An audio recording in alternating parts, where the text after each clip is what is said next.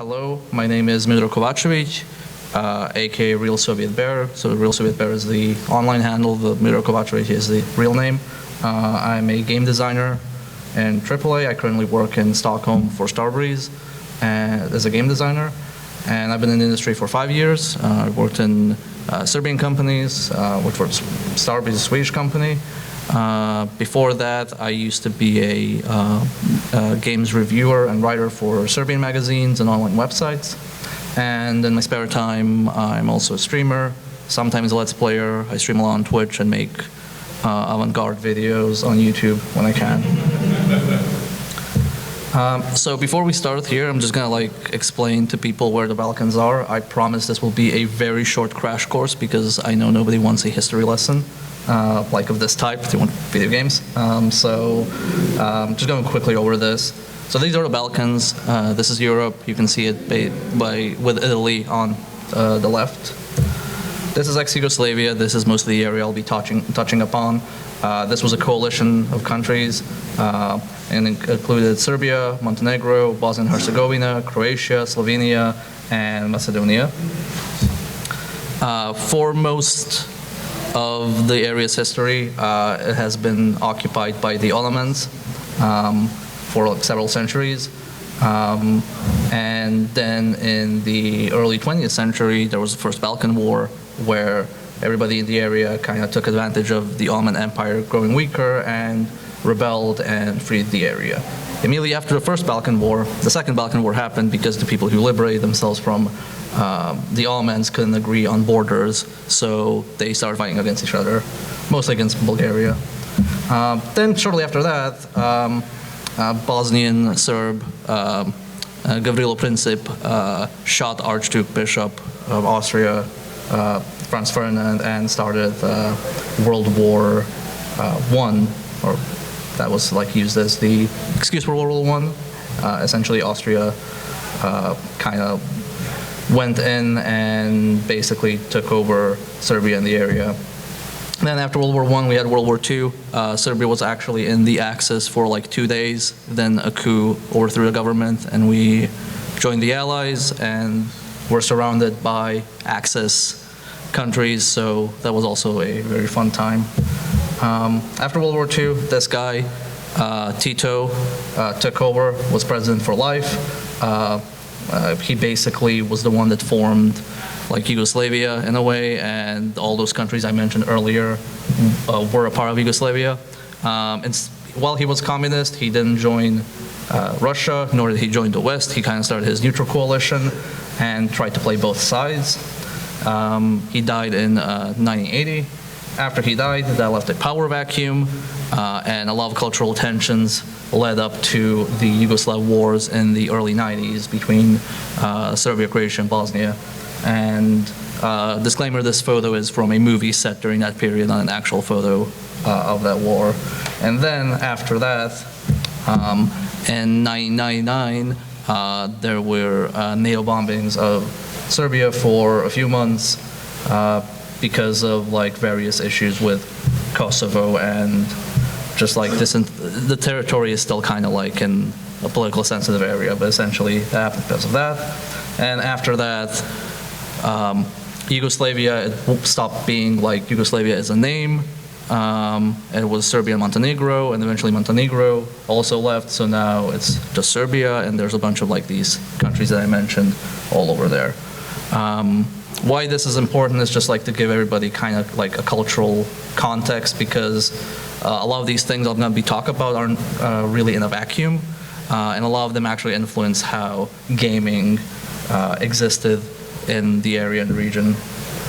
Anyway, now let's talk about actual video games. So the three main things I will be talking about today, kind of the three cornerstones in my mind for the gaming culture in the area. It's Piracy, Clone Console, and something called Segatekas. I will kind of be hopping between all three because they're all interconnected. So for the 80s, the 80s aren't really that interesting. They're very similar to how the UK scene was, if you're familiar with it. So that was mostly microcomputers for people who could afford them. They imported them from either the UK or clone microcomputers, or like similar microcomputers from Russia, and how games kind of, yeah? Yeah. A pirated game ad means that there was an ad for a game and they marketed that it was pirated in the ad? So it wasn't like they didn't market it as pirated. So how it worked similar to the UK, where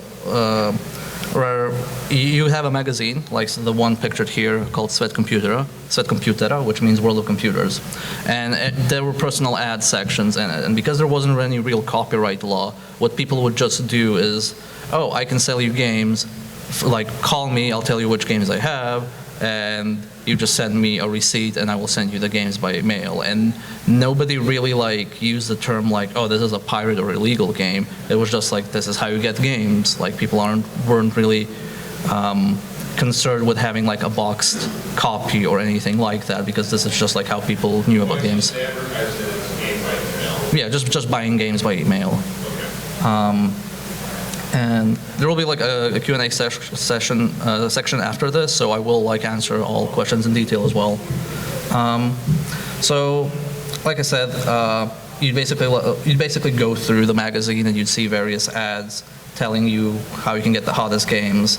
What was interesting, if you read the actual magazines, there like people were like who were in the know about computers were aware these were pirated games, because like in this very magazine, in the same magazine that was advertising people selling those games, you would have articles talking about software piracy, how in Serbia there aren't any real laws against it because the copyright laws in Serbia weren't future-proof for something like software. And I don't know how it is like in the U.S., but in Serbia, a lot of laws change very, very slowly, and I will get to when we actually changed some copyright laws here. What's kind of like more unique and more interesting is this concept called Segateka. So it's derived from Sega as like the brand Sega, and Teka, which was used in words like Kinoteka or Videoteka, which is, for Kinoteka, it's like this establishment that preserves and archives movies and gives people access to watch them. And Videoteka, I assume, was derived from that, which that just like was an old term for video rental stores. So somebody came up with the idea of calling it a Segateka, which is the equivalent of a video rental store for video games. Now, before I explain more how they work, I do actually have a video. So I'm gonna like actually show you so you know immediately what I'm actually talking about. This is a home video that I found on YouTube because first off, photos or videos of this concept are very hard to come by because very few people had like video cameras and home videos in the 90s. And by the time something like, you know, smartphones and such were available, these Segatekas died out. So somebody had a YouTube channel and they just uploaded all of their home videos to it, and this was one of them.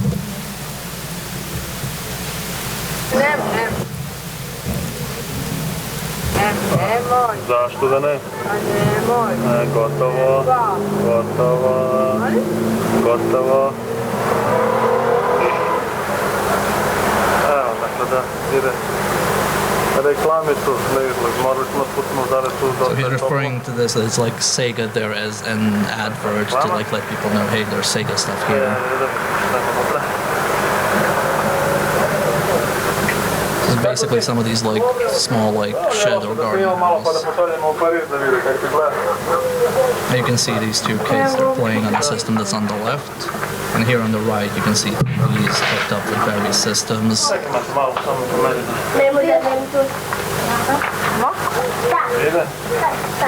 And like you can see like all the games displayed in the glass case, and here on the shelves you can basically just point, oh, I want to play that.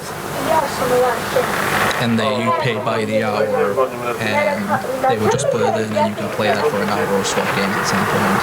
And then if you can see the two backpacks in the back, those are like rental exclusive Segas. So those are the ones they rent either overnight, over day, or for a period of 24 hours. Also, this man has amazing pants. Kada da ti je uključena inače sad. I feel that was like universally 90s. Sad ću palim svetla. Ćao. E pa šta da vam kažem, to je to, ćao je video. Radi se kako izgleda na prazno, sad je malo So now popunjena. he's explaining how it works. Kao što vidite mogu da sednem, sad ću vidjeti da stavim sad. They work until 2 p.m., then a 2-hour break for lunch because they live right next door and they come back and continue working. 10 do 2, pa od 4 do 8. Idemo na ručak. Ovo slučaju da ručam ako nam Nikola nešto stavio. Pošto sam ga ja stavio da ručkam. Tako, ovo su cegere, ovo su igrice. Ovo su članske kartice. Here's like a membership card. They're called Mega Games. Apparently the reason it's called Mega Games is because the Sega Mega Drive is called Mega Drive, so they were just like, okay, Sega Mega, so it's just Mega Games. Firma se zove Mega Games. Mega od Sega Mega, Games igra, znači Mega igre. I tako, svaki ima svoju karticu, ima svoju kartoteku. And yeah, they actually have like an entire like system of tracking, much like a library. And some places would even track like hours and give you loyalty points, and then you could play for free or rent for free after you accumulate enough hours. Se izdaje, a kad je stvarno gužva, onda i ovo se izdaje kad je baš ono pred kraj. Sad iz upravnih razloga sam bio bolestan. It also shot at the end of the show just so you can see that these weren't like big arcades like you'd imagine where there's like a ton of machines hooked up. They were like literally just random places.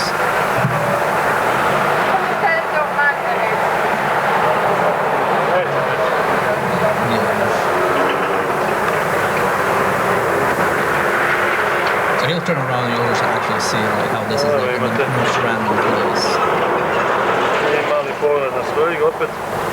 This is basically like a small town village. Tako nije na loše mesto. Centar.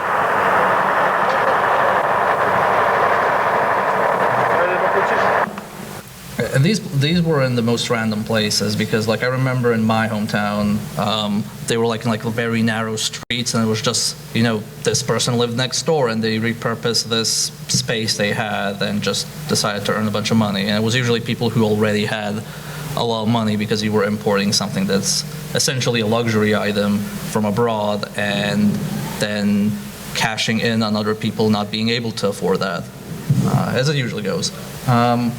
So initially this was part of video rental stores, so you would go to like a bunch of you'd go to a regular video rental store and they'd have one section with one console hooked up, and they usually rent it out overnight, and then during the day you could play it. But it turned out that when video games were like more commonplace in terms of like more people knew about them, people were more interested in playing those games than like necessarily renting out videos. So it kind of splintered off, and people decided, well, we're just gonna make it just about video games. We're not gonna do it as a part of a like a video rental store, because why would we?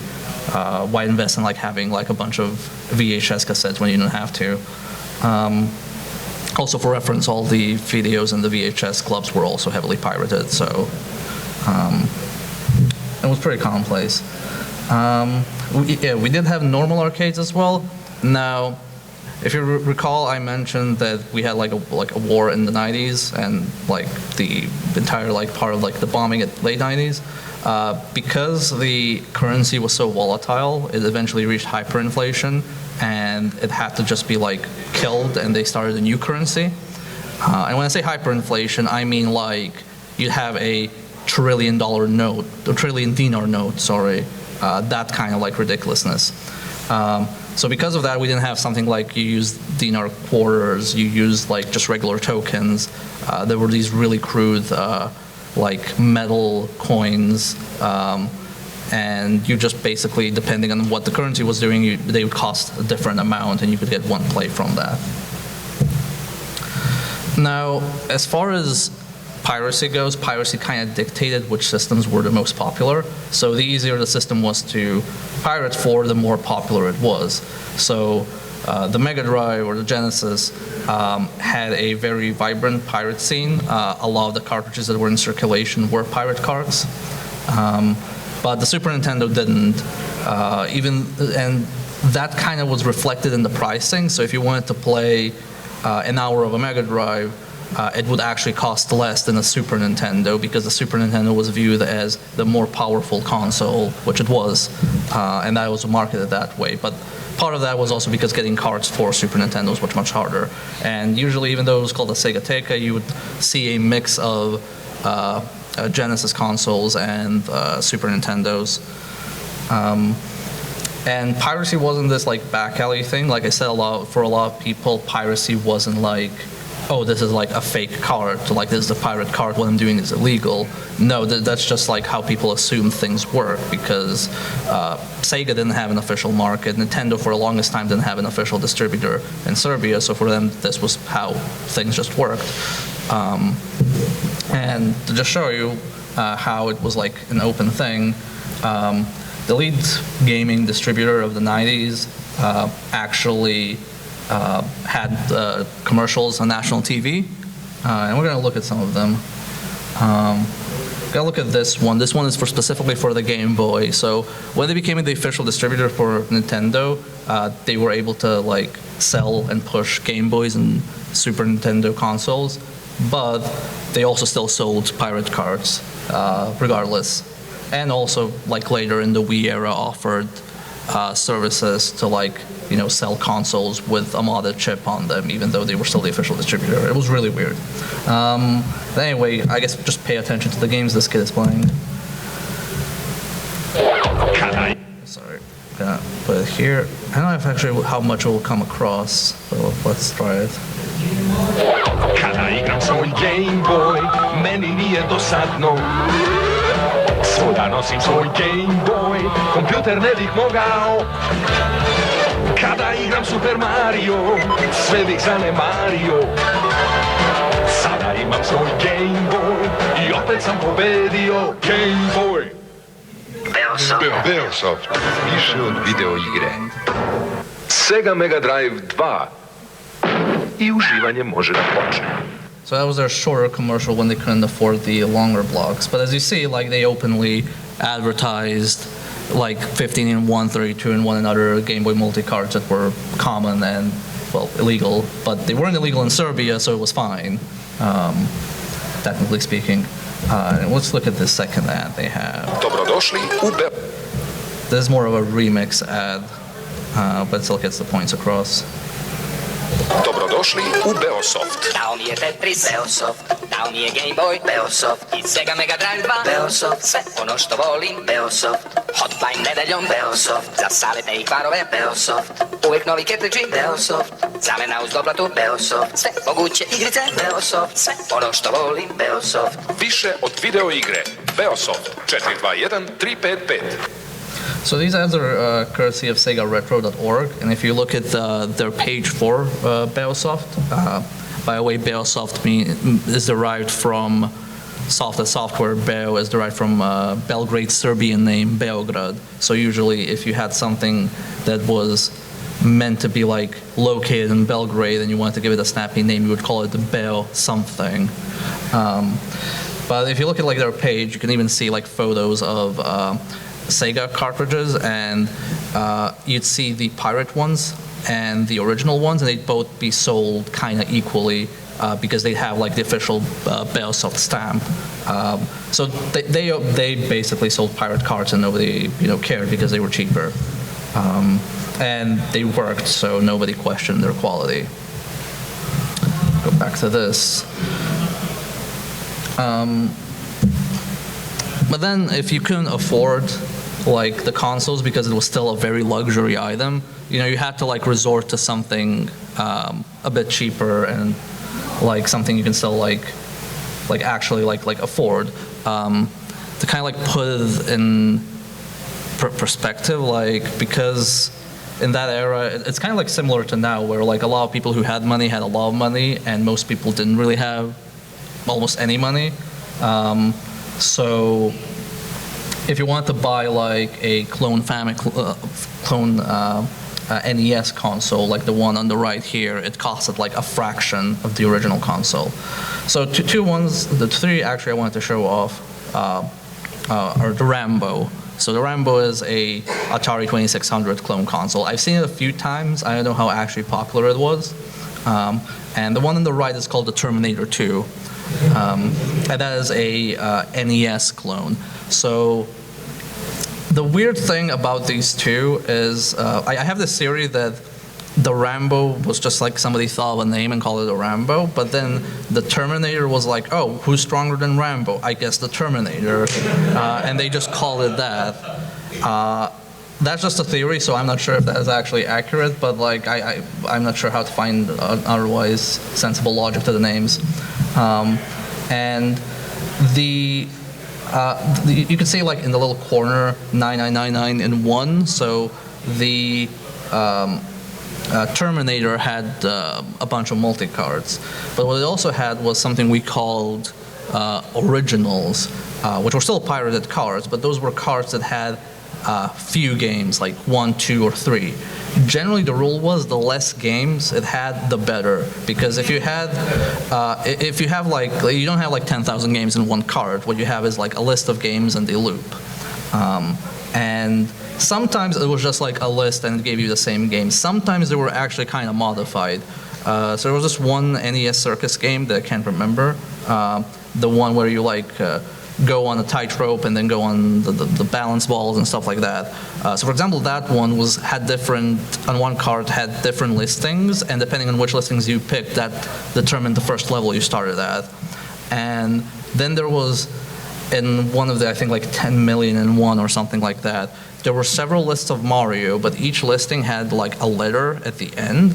And what I think was they just randomized parts of the code, because what that led to was you'd either start Mario in a minus world, you'd have invulnerability, or it would actually give you low gravity physics. So in some cases it was cool, in most cases it was just like the same game repeated. But as far as the ones that go that had like as few games as possible, that would be something like the 2 Teenage Mutant Ninja Turtles brawlers, or something like the Ninja Gaiden games. So if you had like 2 or 3 games that took up a lot of space, you were like, okay, this is the good stuff, I want this. And the Terminator was the most popular console, but the cards worked on all the other clone consoles. There was one that had a Sega Mega Drive mold, like a Mega Drive 2 mold, and it looked very close to an actual Mega Drive, but it wasn't. It was a Famicom clone, and it used the same cartridges as a Terminator. Same with a PlayStation-looking console, like I think like people know about the Polystation, because that one got more coverage on the internet. But I also want to show people in more detail how the Terminator actually looked. So this is a video from a Serbian channel called Igre iz davnina, or Games from Ancient Times. The guys, I know the guy like in passing, but his kind of shtick is basically Serbian AVGN. And if you actually do want to watch him, you can, because even though all his videos are in Serbian, he actually updated them to have English captions on YouTube, so that's cool. And we're just going to look at the one section where he covers the Terminator. And like I said, warning, it is kind of like AVGN-ish, so... And also, it's also really loud, so I'm going to lower him a smidge. I da vidimo kako ova konzola izgleda. Već sam je davno držao u rukama.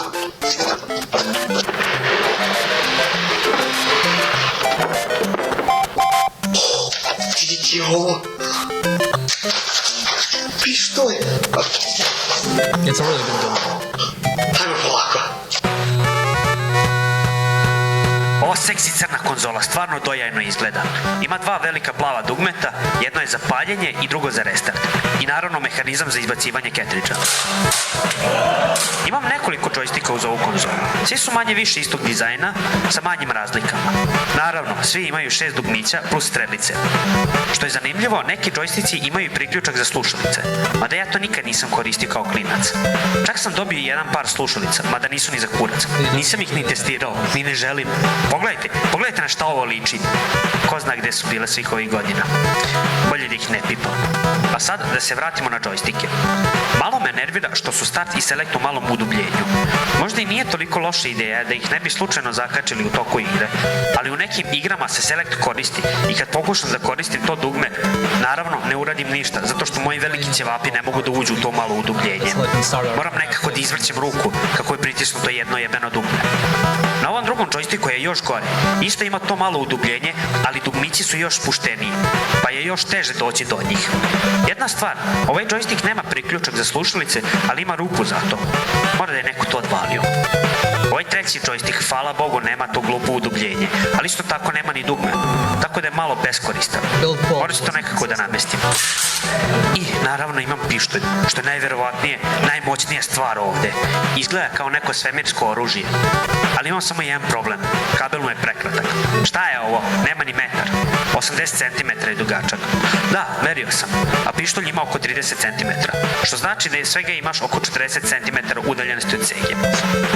U Segu sam dobio još ove dve male antene koje stvarno ne znam čemu služe. U suštini bi trebalo da možeš da priključiš TV bežično, ali nemam pojma, ovo čudo jednostavno ne radi. Okay. So yeah, the only problem with the gun was that it was pretty large and the cable was pretty short, so you'd have less than half a meter, which I guess somebody can convert for me in US numbers, but yeah, it's pretty short, so you'd have to shoot point blank. Another thing that we had was, like, the Game Boy was pretty expensive, and the main seller for the Game Boy was Tetris. So there's something that was called Tetris on the go, which is essentially the brick game handheld that you can now, like, buy from I don't know, like Amazon and various other pound shops or dollar shops. And that was also advertised. So we're gonna take a look at that as well. Šta je ovo? Šta je ovo? Ovo je Tetris za poneti, najpopularnija svetska video igra koju sada možete poneti na posao, u školu, na put, u kuću.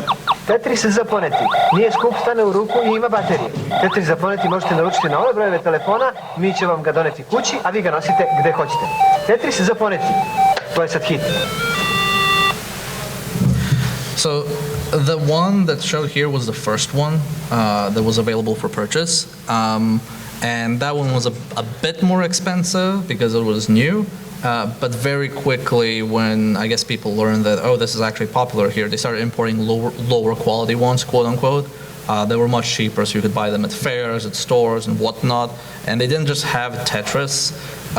They actually used the LCD display to make a ton of different games. So you would have something like a racing game from blocks, a Space Invaders type game, Snake, all sorts of things were playable as long as it was like in kind of like a hex block format.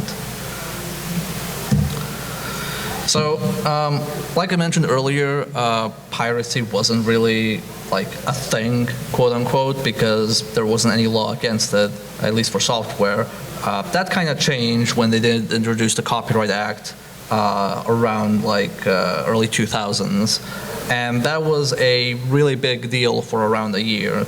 I actually remember talking to somebody who owned a PC shop, and they sold a lot of pirated software and games, and they told me, yeah, I took all the discs I had and just buried them in my back garden. Because one of the things that happens in Serbia very often is they introduce a new law, and that law is associated with a fine.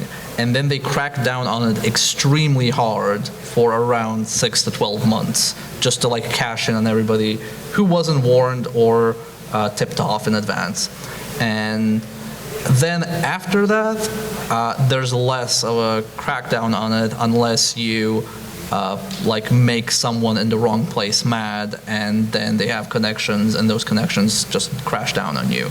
So it was still possible to actually find pirated games. It was just wasn't openly advertised, and people wouldn't talk about it that much. So for example, if you went, like I mentioned, there was that company Balsoft that sold modded Wiis, and that was kind of like, quote, that wasn't really like that problematic for them because either they had connections or didn't openly advertise that it was modded. They would just say like, oh yeah, we're selling Wii's, and then when you go and buy them, they actually tell you, yeah, by the way, it's modded. And everybody kind of like knew that. But at the end, a lot of these big companies like Bellsoft and some other ones, they kind of like ended up shutting down. Because it wasn't sustainable. What's actually interesting, some of the magazines I wrote for also ended up shutting down because the way you review the games, you didn't get official review copies because it wasn't the digital era. But back then, you had to like get physical copies. And I remember famously when I had to review one physical, like a legit copy of a game, it took like 4 months for it to arrive in Serbia because customs just took it. So it was pretty ridiculous. So you still did pirated, you get just like a pirate game and review it and then you get paid for it. And eventually that law ended up shutting down those kind of magazines as well. And this is like kind of the part where you say like, oh yeah, all the guys that basically had a lot of money and then profited off of piracy and illegal activities and whatnot kind of shut down and went away. But no, the people who owned those companies essentially opened up new companies, and because they all had already connections from their previous efforts distributing illegal games, they were perfectly fine. They just went legal and had all the connections. And what actually happens in a lot of, like, I say second world countries probably, where you did have lax copyright laws, if, for example, for video, if you had a law and you wanted to like now legally distribute your movies in that country, your best contact was the biggest pirate because they already know all the movie theaters, all the chains, all the suppliers and everything. And you basically just go like, yeah, okay, you did stuff illegally, now you're gonna do it legally and we're just gonna hire you and pay you. So the big folks were fine.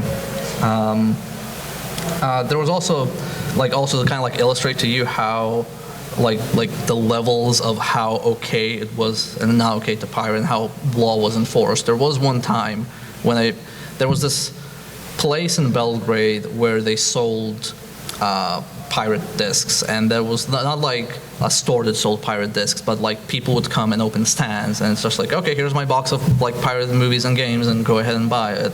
And I went there to buy stuff, and that was like during the kind of like heyday of we're cracking down on pirates. So I went there to buy Guilty Gear because I couldn't find it anywhere else, and I did find it. Yeah. So I got Guilty Gear there.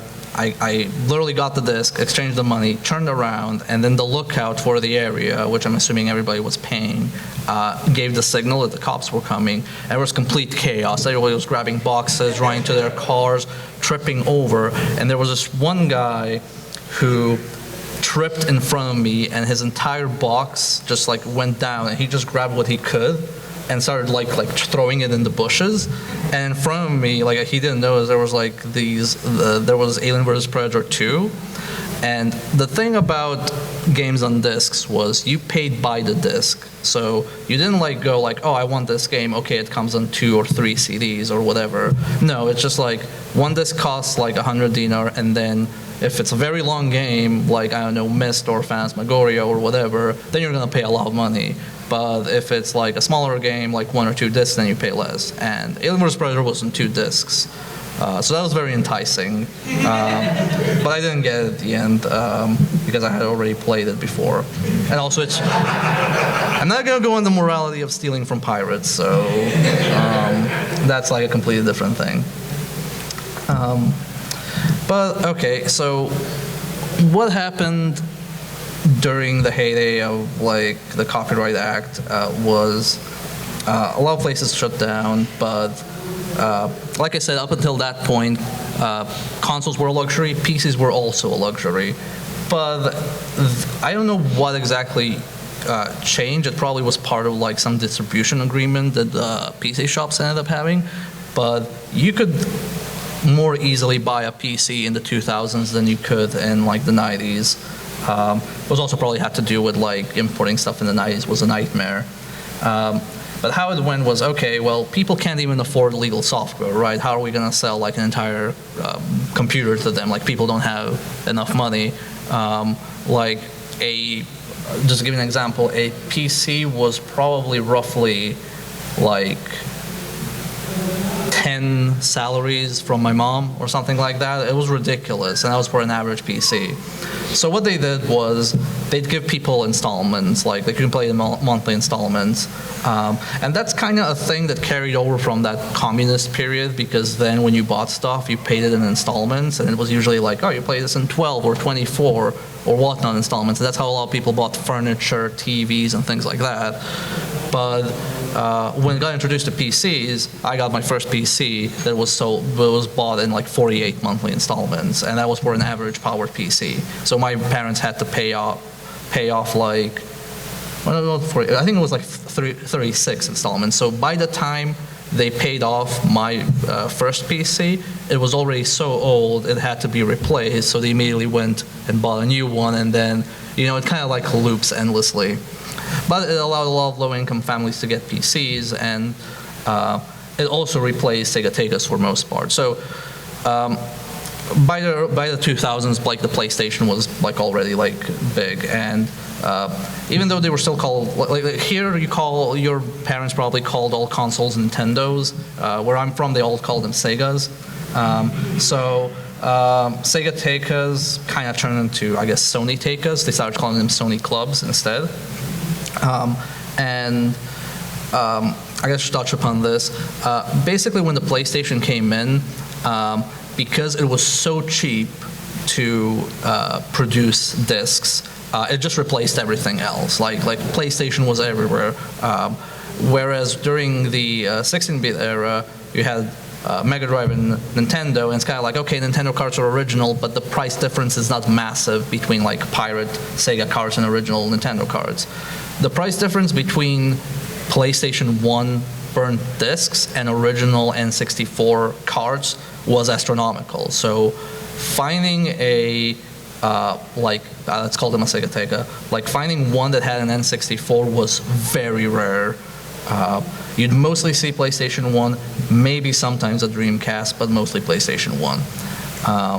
And then that also included a lot of not just like Western released games. We had a lot of like imported games. So like the Japanese version of Resident Evil 3 would leak online, and then pirates would mass burn and like, hey, here's Resident Evil 3, but it's in Japanese, make do.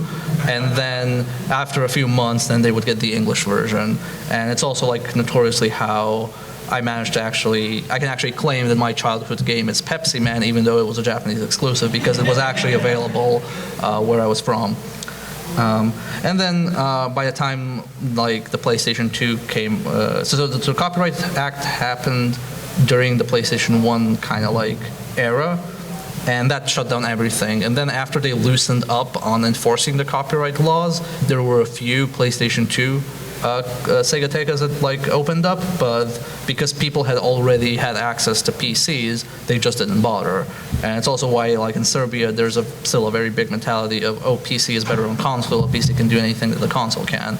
I guess like in the West, it's more brand loyalty, because you generally have better access to like, oh, I can choose between PC and consoles. Whereas in like Serbia and like neighboring countries, it's more like, well, most people can afford a PC, but they can't really afford to buy a console because consoles are not sold in monthly installments. And then by the late 2000s, broadband internet became more prevalent, so people could just download the games. They didn't need to buy games from pirates. There were kind of like a few steps. It wasn't just like, oh, everybody has broadband now, so now nobody is going to buy games. It actually went from you would like either buy a game and then get it home and then make a virtual disk of it and then take it back and be like, oh, this doesn't work, and then you have a game and you get another one, or you'd rent a CD and make the virtual disk and then bring it back, so people would game the system. And then when burners became more commonplace, then instead of making ISOs, you would just burn the disk, so you would do the same system. So you still needed like a middleman, you still needed a pirate to give you the source, but then you could swap it between friends or just burn it from them. So that kind of like ate up the pirates' profits and revenue, I guess. And then when people could just download the games themselves, then it was like, okay, why would I pay this man like a bunch of money to buy a game with a no CD crack? I can do that myself. Like people were really like in the know. Or people either really knew how to find pirate games by that point, or they knew somebody who knew. Like if you were in tech savvy, you could just be like, oh hey, he knows how to do computers. Do you know where to download stuff? And it's like, yeah. But Steam has kind of made people go legal these days, and that's usually due to very deep discounts. And Serbia and Eastern Europe aren't, like, funnily enough, so you probably know that Russia has its own prices, that South America has its own prices and stuff like that. Serbia and the Balkans actually have the same prices as most of Europe, I think, like most of Western Europe, which is really weird. But because they still offer deep discounts, people eventually started just buying games. And this was also a gradual thing. Like, it went from, what was it? I think it went from like, oh, I'm only gonna buy games that have multiplayer because I wanted to be able to play with other people, and multiplayer is a good enough service to like warrant paying money, which is funny in like today's context when games as a service is kind of like a hot topic in game development. But then after that, people went like, well, I'm gonna pirate, because at this point people knew they were pirating and doing something quote unquote wrong. I'm gonna pirate from the big companies, like the AAA people, because my money doesn't make a difference to them, but I'm gonna buy the indie games. So a lot of people went to that mentality. And then after that, eventually it was just like, you know, like, this game is gonna be like $5 in like a few months. I'm just not gonna bother downloading it. I'm just gonna wait for a discount and just buy it. Who cares? So that's kind of like the state we're at right now. Consoles were kind of like eclipsed in popularity, but people still bought modded Xbox 360s because that was modded, and that was the more popular console in that generation because you could easily pirate on it. And the PlayStation 3 was only really popular because you could play online and didn't have to pay for it. So like a few people just bought it for the multiplayer, but most people didn't really get a PS3 until it got cracked, and then a bunch of people got a PS3. So that kind of always dictated how popular a system would be. And now these days, because I don't think like many people have an Xbox One, now mostly people are either PC or PlayStation 4.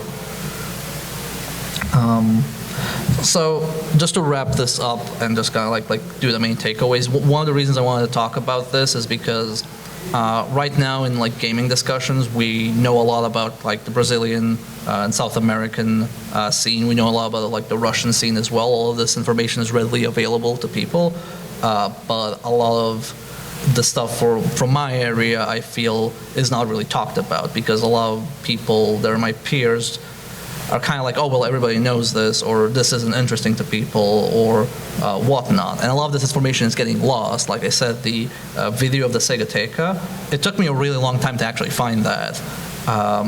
And when I did, I was overjoyed because I did not have any other like actual visual record of those things existing, so I had to like explain every time what it actually was. So this is more of just to spread like awareness of it, because everybody's talking about the region, so I figured, hey, let's contribute to the collective and just like talk about how games and gaming involved in each area.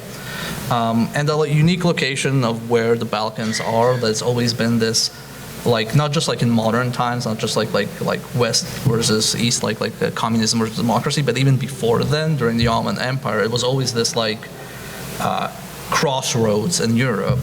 And because of that, it had influence from both sides. Like I said, the microcomputers from the UK kind of influenced some way things were consumed, and then the easy access to like Chinese bootlegs from the East also like led to certain things being available there.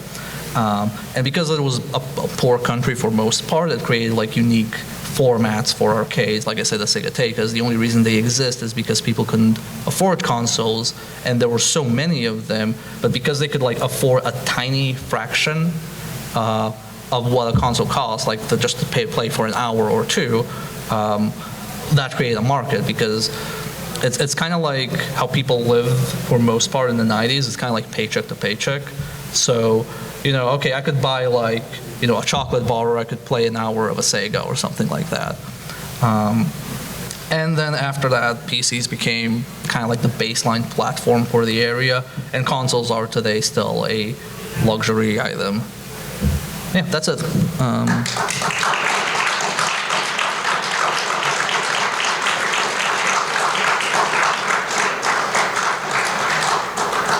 So thank you all for coming. I know this was a kind of hectic time when everybody's checking out and people are trying to get a few more games in the arcade. So I really appreciate that. And I also want to thank MAGFest for giving me a chance to host this panel. You can follow me on Twitter. You can follow me on Twitch as well. My Twitter has a pin to all the other stuff I do, including a video series on European games and on the Sega Master System, so please check that out. We're going to do questions now. Let me just see how much time we have. Okay, we have 15 more minutes. So we're going to do questions, and if you don't get a question in, you can tweet or email me. That's all fine. Okay. I'm curious, since you said that the PlayStation was more popular than Dreamcast or Segatekas. Dreamcast is infamously famous for being real easy to pirate games on. Why do you think that the PlayStation was more popular than the Dreamcast, despite that ease of getting whatever game you could want with the Dreamcast? So I think that the PlayStation 1 got an early foothold, and people just bought large volumes of them, which meant there was also a distribution pipeline for them. People were familiar with how to mod it and all of that. And then because the Dreamcast kind of came out between the PlayStation 1 and PlayStation 2, even though it was like we had the same boot system, so like you could play like the same way people pirated here, just put in the boot disk and like swap it out. I think it's just mostly like the foothold thing and probably the lower price of the PlayStation 1 at the time. And probably like because memory cards and other peripherals were cheaper in general as well. So I think it's mostly that's just like a timing thing. Anything else? Yeah.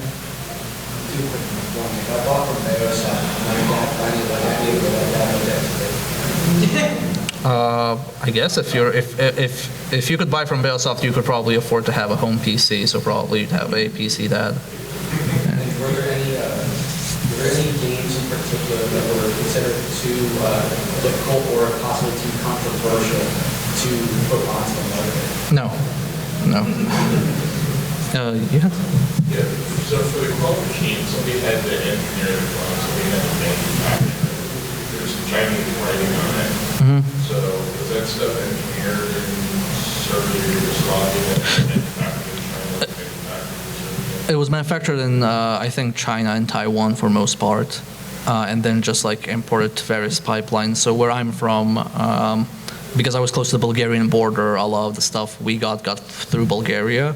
I don't know like where other cities got them from, probably like via Romania or maybe also through the same line, but none of those were actually manufactured in Serbia. So the only hardware-related stuff that happened in Serbia was modding. So people would like offer modding services for like PlayStation 1, PlayStation 2, and stuff like that. So would it have been a company in China that pirated the game and then found little countries?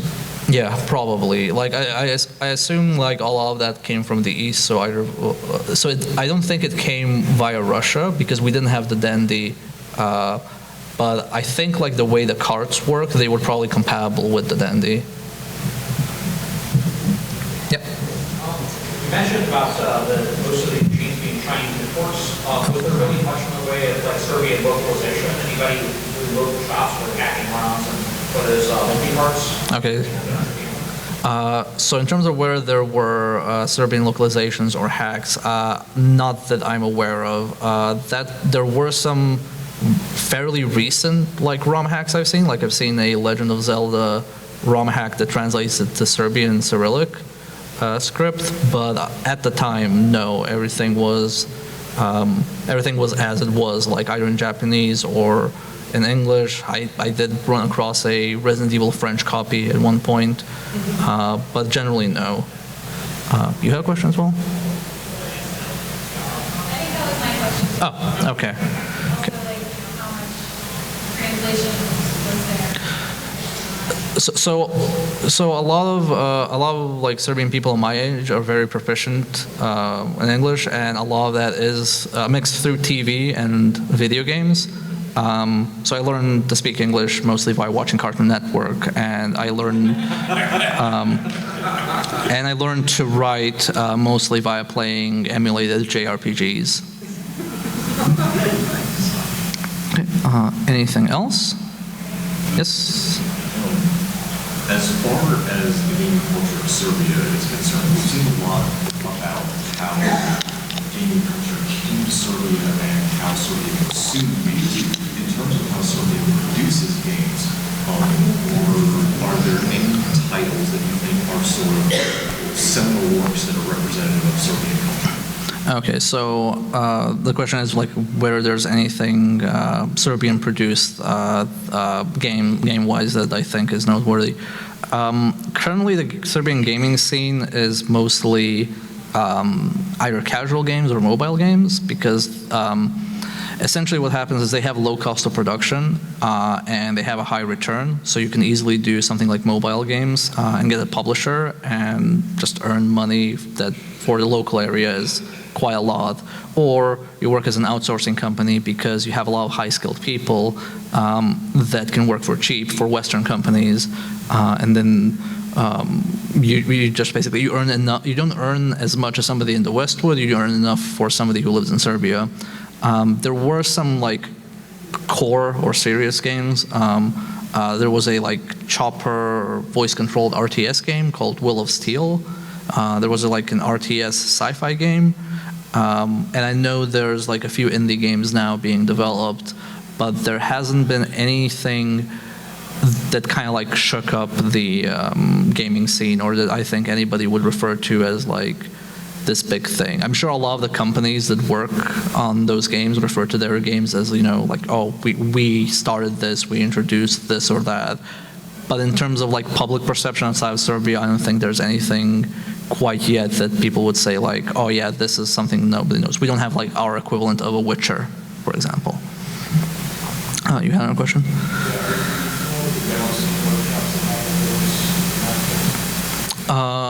No, I'm not.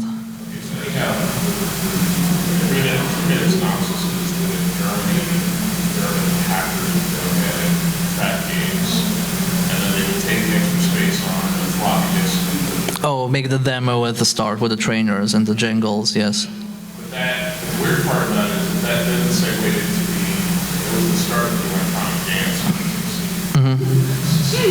So, well, yeah, they did electronic music, that's where that started. So I was wondering if what sort of, if the dreams sort of artistic or creative music came out of the pirate. So were there anything from pirate communities that like made a new like music or otherwise like different cultural scene? Yeah. The only thing I'm aware of is that we had some sort of game shows where they would hook up consoles and like people would compete at different disciplines like challenges with them, but something that goes like cross-culturally, not really, because the older generation just viewed games as a waste of time. And I mean, like, until I got like an actual job working in video games, my mother like would berate me for writing about video games and doing stuff like that. So no, there wasn't anything like that was cross-culturally. The culture in Serbia is really weird, and it was like very like politically influenced. So like a lot of like movies, a lot of the music has political ties in terms of that it's either politically backed or that it's like against the current like regime or like a form of counterculture. But I'm not aware of like much that games actually took and transcended and influenced. There is one music band called Mortal Kombat. That's probably the farthest there is. Anything else? Okay, well, I guess we're good to go. If you have any other questions or think of something, you can contact me freely. Thank you again, and have a nice rest of MAGFest.